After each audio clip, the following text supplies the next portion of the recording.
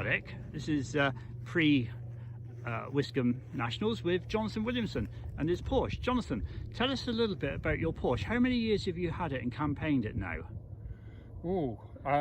We first campaigned it at Wiscombe Park in 1985. So that works out at something like 37 years ago now that we first drove it. And other than a few years when we've been moving house and changing jobs and things, it's been competed with fairly consistently ever since. Right. Could you show us a little bit around the car? I mean, interior wise, what have you got in there? Is there much going on? Do you have a lot of, or is it very basic? It's everything you need sort of thing. It's fairly basic. We did laughingly enter it in the concourse once and got 0 for the interior, since there was nearly 0 interior in it. But anything that isn't either essential or in the rule book that we have to have has been taken out.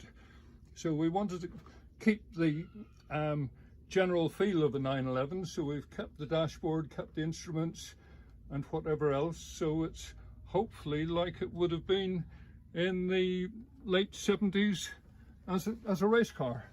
And the mechanical end of it, obviously we go to the rear and have a look at now. Yes. This is, what size engine is it these days? Is it 3 litres or something? It's a 3.2 litre.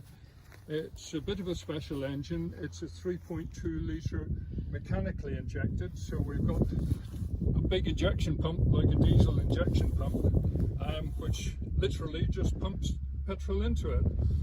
So it's not built for economy. It's built for reliability and hopefully speed. So we've come to the other side of the car now. Obviously it's very, very, as you say, Spartan inside.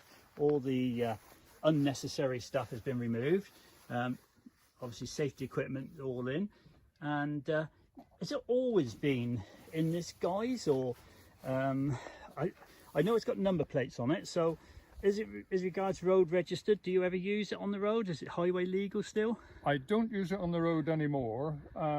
It's a lot of details make it not legal on the road at the moment, but the last few times we took it out on the road, it just didn't seem any point. In the first few years when we competed with it as a road car. So it did have a degree of trim inside it. It did have 2 seats. It had all the requirements for a competition road car. And under the bonnet here, sorry, do you still call it a bonnet? Oh yes. Oh yeah, well, under the bonnet. Unless you're American, you call it a hood. Well, but, it's an education thing, isn't it? Yes, that's right. So it's mainly just a fuel cell. It's mainly just the fuel cell and the battery. And or demister, is it? Yeah. Well, yes, I've kept the fan in it because a usual muggy Wiscombe, it's quite an essential piece of kit.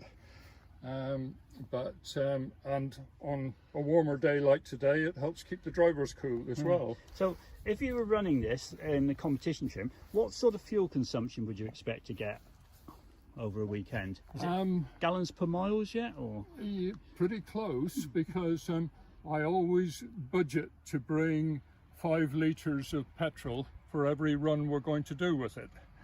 And I usually go back with a little bit of petrol, but not very much. It's been quite a reliable car for you as well, hasn't it? Most of the time. It's famous last words before a weekend like this, but yes. At least you won't be boiling.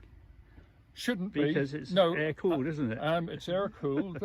One of the things we're going to have to watch out for this weekend, though, is the exhausts obviously go straight underneath the car, and they're the closest thing to this tinder dry grass.